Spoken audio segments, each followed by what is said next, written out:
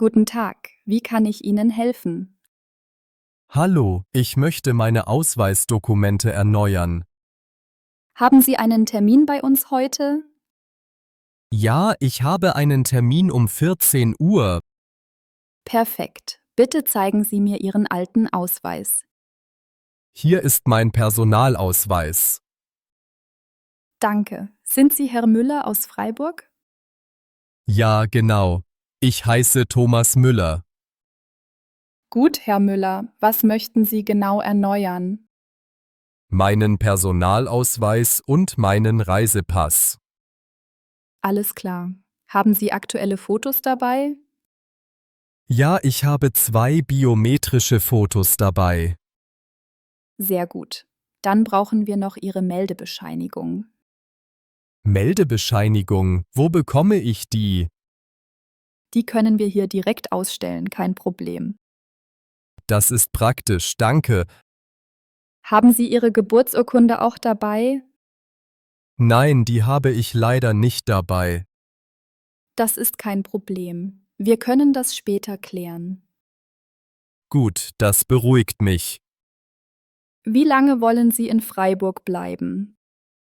Ich wohne schon seit 5 Jahren hier. Dann ist Ihre Adresse also Freiburg, Hauptstraße 12. Ja, genau. Bitte füllen Sie dieses Formular aus.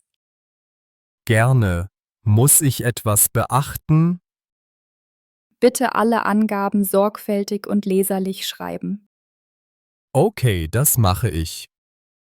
Brauchen Sie auch einen neuen Führerschein? Nein, nur Ausweis und Reisepass.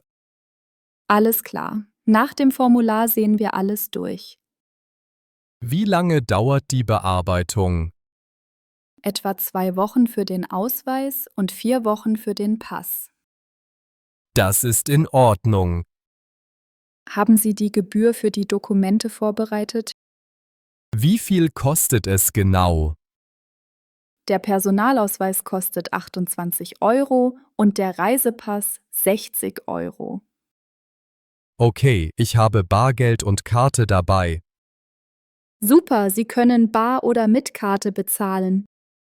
Ich zahle mit Karte. Perfekt, hier ist ein Kartenleser. Danke. Gibt es noch etwas Wichtiges? Ja, denken Sie an Ihre Unterschrift auf dem Formular. Wo soll ich unterschreiben? Unten auf der letzten Seite, bitte. Alles klar, ich unterschreibe jetzt. Danke, Ihre Daten sind jetzt vollständig. Muss ich noch einmal kommen? Ja, zur Abholung der Dokumente in 2 Wochen.